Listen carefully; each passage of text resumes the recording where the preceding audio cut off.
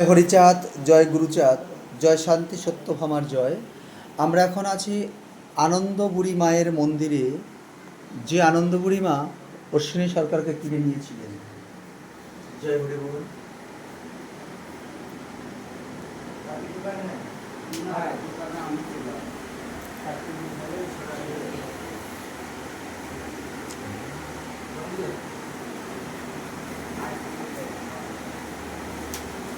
আমরা এই যে মন্দিরটা, এই যে অশ্বিনী গোসাই, এই বিস্তারিত বিষয়টা এই বাড়ির মানুষের কাছ থেকে আমরা শোনাবো। তার আগে যদি একটু গোসাই ভিতরে আসেন। আপনার নাম কি? আমার নাম শিশু বর্মা। আসুন একটু আমাদেরকে আপনি আমাদের একটু দেখানোর চেষ্টা করুন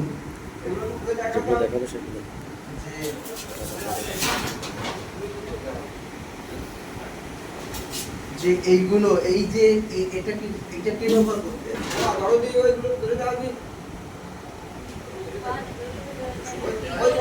ব্যবহার করতো?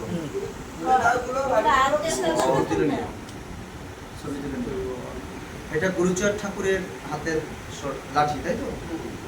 আচ্ছা, আর এটা অশ্বিনী গোসাই হাতে। এটা অশ্বিনী গোসাই হাতে। আর এটা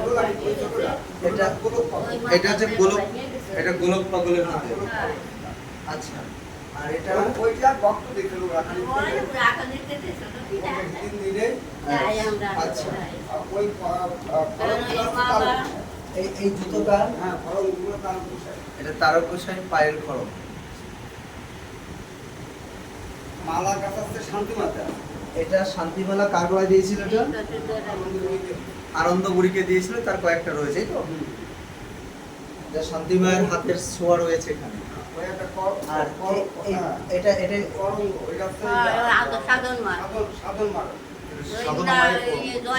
সাধনা মায়ের করম। আচ্ছা আচ্ছা। আর ওই ভিতরে একটা নারকেল, ওই থেকে মহানন্দ পাবো। এটা মহানন্দ পাবো। এটাতে কি করতে উনি? বলো আচ্ছা নষ্ট হয়ে গেছে।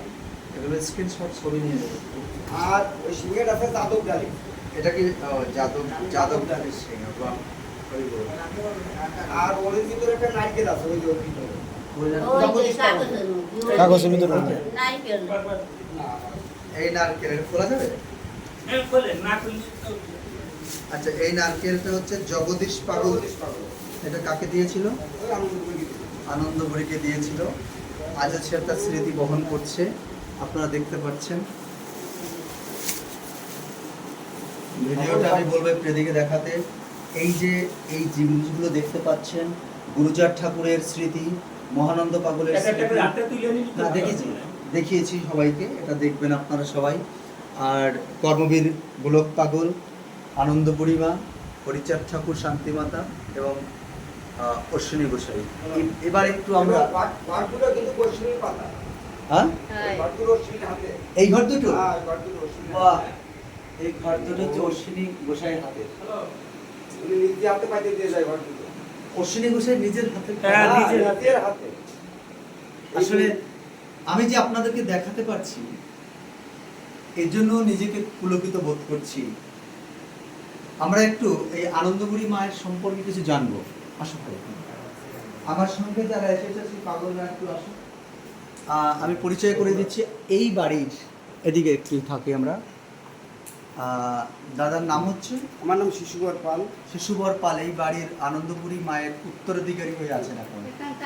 তো এই আনন্দবুড়ি মা কিভাবে অশ্বিনী গোসাইকে কিনলেন? জয় হরিবোল।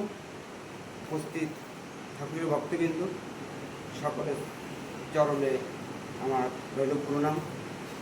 আনন্দবুড়ি উনি যখন গুরুচাঁদের ভক্ত হলেন, বন্ধ করে দিন, সাউন্ডটা ভালো আসছে। গুরুচাঁদের ভক্ত হলেন, এই পাশে তখন উনি ঠাকুর বাড়ি যাতায়াত করতেন। তারপরে অশ্বিনী গোসাই পরিবার মনোহর সঙ্গে উনি গান করতেন। কিন্তু গরিব মানুষ, যখন মানে সংসার চলতো না, তখন ওই 1 টাকা 8 আনা বেশি নিতে নিতে 16 টাকা বেশি নিয়ে ফেলল। 16 টাকা বেশি নিয়ে ফেললো। এরপরে অশ্বিনী গোসাই যখন উলাকান্দি গুরুচাঁদের কাছে আসে, তখন গুরুচাঁদ অশ্বিনীকে দেখে বললো কি যে অশ্বিনী তুমি কবিতা ছেড়ে দাও, ছেড়ে দিয়ে আমার বাবার নাম প্রচার করো। তখন অশ্বিনী কবিতা ছেড়ে দেবে।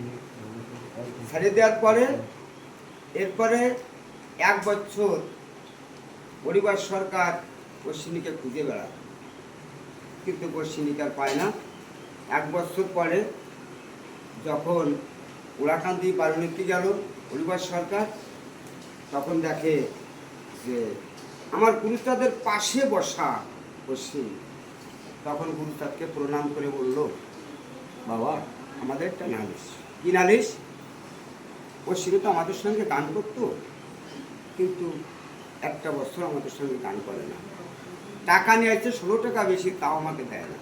আজকে যখন বাবা পেয়েছি তখন আমি ওই আমাদের সঙ্গে গান করতে হবে, না যাবার টাকা দিতে হবে।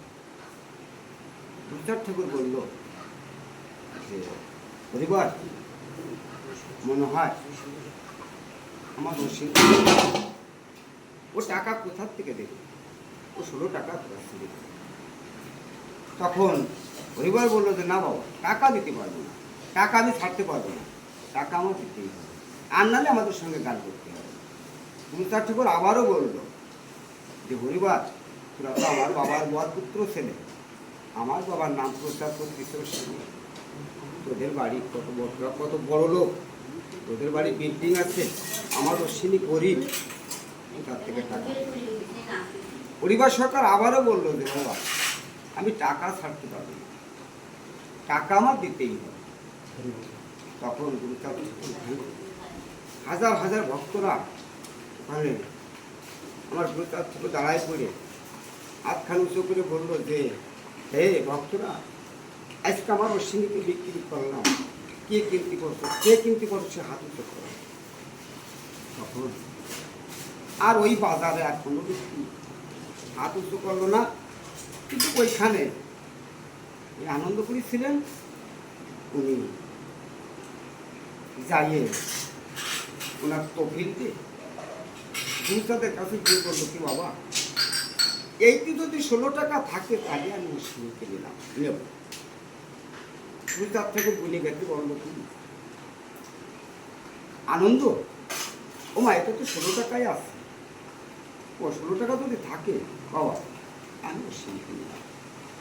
তখন আমার গুরুচাঁদ ঠাকুর বলছিল যে আরে ভক্তরা, আজকে এখানে এত ভক্ত, আজকে কোনো ভক্ত আমার অশ্বিনীকে নীতি করলো না, আজকে আনন্দ বিটি মানুষ হয়ে মধুমতি পার করে নিয়ে চলে গেল। তখন আমার অশ্বিনী এসে আনন্দ বিটি চড়াই ধরে ওখানে আমার অশ্বিনী একটা গান বানলো, আমার হরিচন্দ্রের প্রেমের মেলা আনন্দনগর, একটা গান আছে না, আমার হরিচন্দ্রের প্রেমের মেলা আনন্দনগর, ওই গানটা গাইয়ে যখন রওনা দিল তখন গুরুচাঁদ ঠাকুর পিছন থেকে ডেকে বলল যে অশ্বিনী তুমি যাচ্ছ একটা কিছু করে এসো। অশ্বিনী এখানে আসেই আনন্দপুরী বলল উনি কর্ম করতে যায়, কিন্তু আনন্দপুরী বলল যে বাবা আমি তো কর্ম করার জন্য যদি আমার এই ভিতরের যে ময়লা মাটি আছে এই ময়লা মাটি পরিষ্কার করার জন্য তোমাকে লিখছি, আমার এই ময়লা মাটি পরিষ্কার করার জন্য যদি তোমার কিছু করার, তখন উনি একটা মন্দির, উনি বাঁশ কুটি কাটিয়ে উনি নিজেই আগামী কাজ করতো, উনি নিজেই এই মন্দিরটা করলো। মন্দিরটা করে উনি গেল ঠাকুর বাড়ি গেলি গুরুচাঁদ ঠাকুরকে বললো যে বাবা আমি তো মন্দির করছি,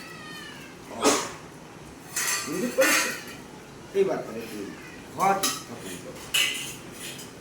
তখন উনি মহানন্দ, হরিপাল, তারক গোসাই, যাদব ঢালি, জগদীশ, ওই সময় বাজারে যারা ছিলেন পারিষদগণ নিয়ে অশ্বিনী আসে এই ঘর, এই আসছে গেন আনন্দপুরী এই অশ্বিনী গোসাইকে বিক্রি করায় আর আনন্দগুড়ি কিনে নেওয়ার বিস্তারিত। যেটা আমরা খুব ভালো লাগলো, আমি প্রণাম জানাই। আর এটার এইখানে ভক্তকে আমার এখানে যদি কেউ প্রণাম। আসে তবে সে নড়াইল হয়ে জয়পুর হয়ে এখানে আসতে হবে। জয়পুরে আসতে যাক, ভীষণ ভালো লাগলো, আপনাকে প্রণাম জানাই। আর এখানে অনুষ্ঠান হয়ে তবে এই আগামী যে কার্তিক মাস আসছে, কার্তিক মাসে কালী পুজোর দিন কালী পুজোর তিথিতে অধিবাস। পরের দিন নির্দিষ্ট কোনো তারিখ নেই। না, নির্দিষ্ট কালী তারিখ পূজা হয়ে নির্দিষ্ট ওই দীপাবলি যেদিনকে ওই দিনকে রাত্রি অধিবাস, অধিবাস, পরের দিনকে পরের দিন মহোৎসব। মহোৎসব, পরের তারপর দিন আমি দিন আর একটা মহোৎসব। ছোট্ট কথা বলবো, কিছু মনে করবেন না তো? না। আপনারা তো হয়তো আমাকে চেনেন। হ্যাঁ, বিষয়টা হচ্ছে এই যে ছবিটা দেখছি, আমার এটা খুব ভালো লেগেছে, কিন্তু এইখানে কিন্তু পুরো একদম ফ্রেশ একটা ছবি। হ্যাঁ। ঠিক মন্দিরটাও যেন এরকম হরিগুরুচাঁদ মতুয়া দর্শনে থাকে, অন্য কিছু যদি না থাকে আমার মনে হয় ভালো লাগবে। আপনারা বিবেচনা করুন, আমার কথাই যে আপনার গ্রহণ করতে হবে এমন কোনো কথা নাই, বুঝতে পেরেছি, বিবেচনা করবেন। বুঝতে পেরেছি, বুঝতে পেরেছি। যাই হোক, কারণ হচ্ছে আমি একটা আচারমালা পরি, আপনি আচারমালা দেখছেন, আচ্ছা, আপনি আচারমালা পড়ছেন, আমাকে হ্যাঁ। দেখে কিন্তু আমার বিপদ হলেও আমাকে ভাই বলে আপনি বুকে টেনে নেবেন, অবশ্যই।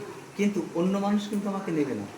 এখানে আমি একটা বিপদে পড়ি, আপনারা কিন্তু আমাকে টেনে অবশ্যই, নেবেন। অবশ্যই। কারণ এই মালাটার মতুয়া ভাই, জন্য। মতুয়া ভাই, তাই বেতা তো মতুয়া যারা ভাই। আমাদেরকে ঘৃণা করে, যারা আমাদেরকে অস্পৃশ্য বলে রেখেছে, যে ধর্মগ্রন্থের মধ্যে আমাদেরকে ছোট জাত, অস্পৃশ্য, এমনকি পাপজনী সম্ভূত বলা হয়েছে, সেই গ্রন্থটাও আমি দেখলাম আপনাদের মন্দিরে রয়েছে।